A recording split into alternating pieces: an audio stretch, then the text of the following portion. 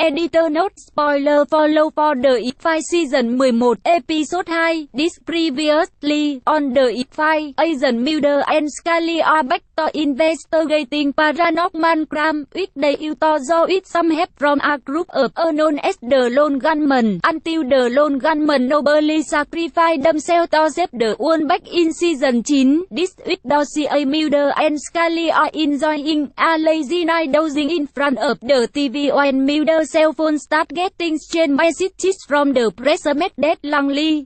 Entering a man back in, leading to a firefight and then the arrival of a second group of a men who get Mulder and Scully in handcuffs, though the duo are able to escape now on the Zoom, but with an assist or two from Skinner, the partner follow breadcrumb left behind by Langley that take them from Arlington National Cemetery to a secret NSA facility called Titan Pond, where they find a mainframe that contains great mind working as digital slave, including their own body. Langley for some sort of conspiracy. Mulder and Scully take down the computer, theoretically releasing Langley and his fellow digital slave from their purgatory, but the people behind it escape and Langley appear one more on Mulder's phone, asking him to destroy the backup page. Explain it to magnify the conspiracy is doubling down on virtual consciousness as the next step in human evolution. Since animal life on this planet is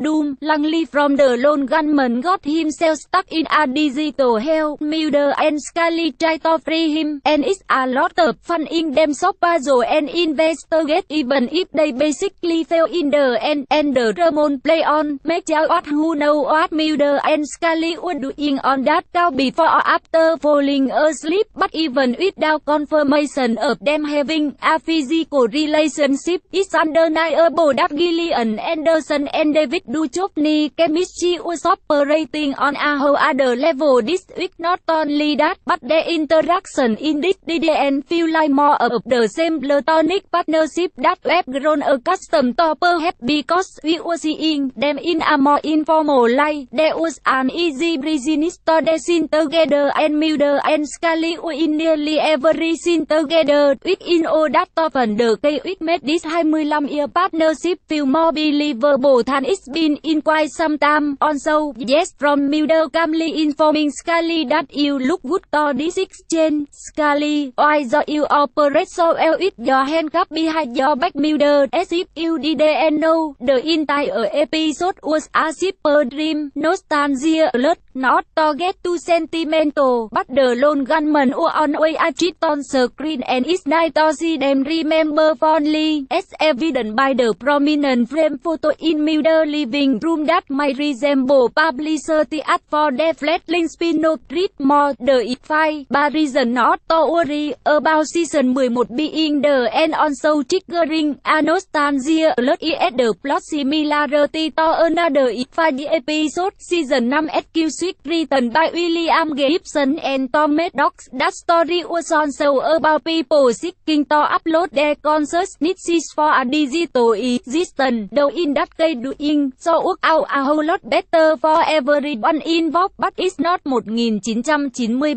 anymore. One of the episode's major theme was that the world is far more complicated at play now than it was in 1993.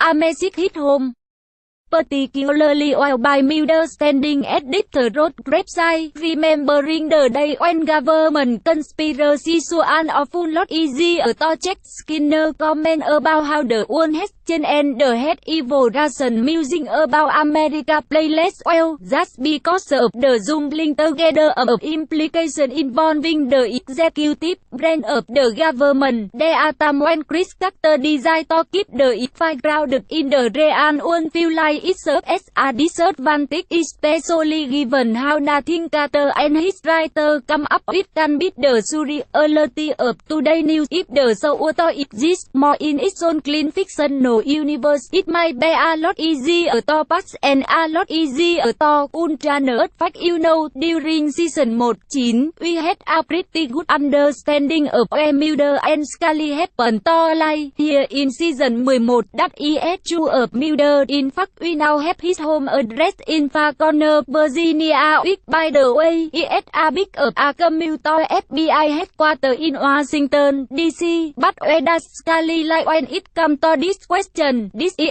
extremely confusing, because when Scully got in the firefight, she very specifically referred to their location as Fox Mulder residence. Yet later, she tells Skinner that we can go to our home. So does Scully lie with Mulder under the radar? Does she have her own place, but hang out at his place often enough to think of it as her home seriously? Would it kill them to give us a straight answer here? Well, it's the if-I. Theoretically, we should be you to this. I'm not going to ask you if you just said what I think you just said, because you know it's what you just said. Most of what if you can join it through my phone, then you don't have a choice. Of course you could not use your phone. Mulder and try is a clever joke on the surface, but this moment, as well as so many other bits of crisis self Victor Mulder just didn't make any sense. It seemed like she's trying to convince him to join her side, but then she tells him that not only can they make this happen again, Mulder will, but even if he agreed to join it willingly with Scully, it won't be her and it won't be you. The flow and logic of the moment are confusing, to say the least. Without that, the point is that Pride is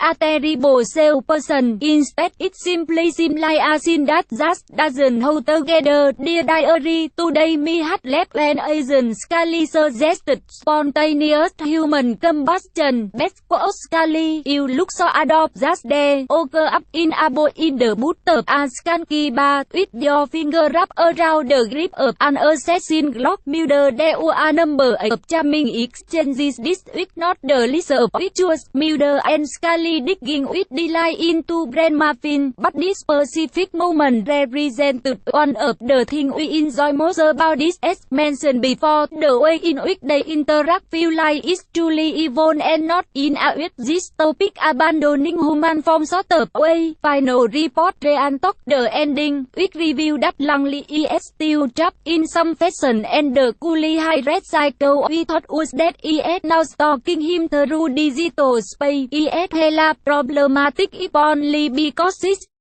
a narrative thread we're not going to get back to anytime soon, maybe ever. Are we supposed to believe that Mulder and Scully will just leave their old friend in a digital hell? Should we expect the story to continue in future episodes? Unlikely. That said, this episode is so much fun for long-time fans who just want to Mulder and Scully working in perfect sync to investigate the strange, with the character largely isolated from the rest of the world. Everything from their graveyard puzzle solving to conning the NSA for access to the Titan Pond building was a perfect reminder of what elements have made the show so enduring. Not to mention the fact that both Anderson and Duchovny got to showcase their inner badass in multiple well-executed fight sequences. It could have held together better, but this was a welcome change of pace. Grade B.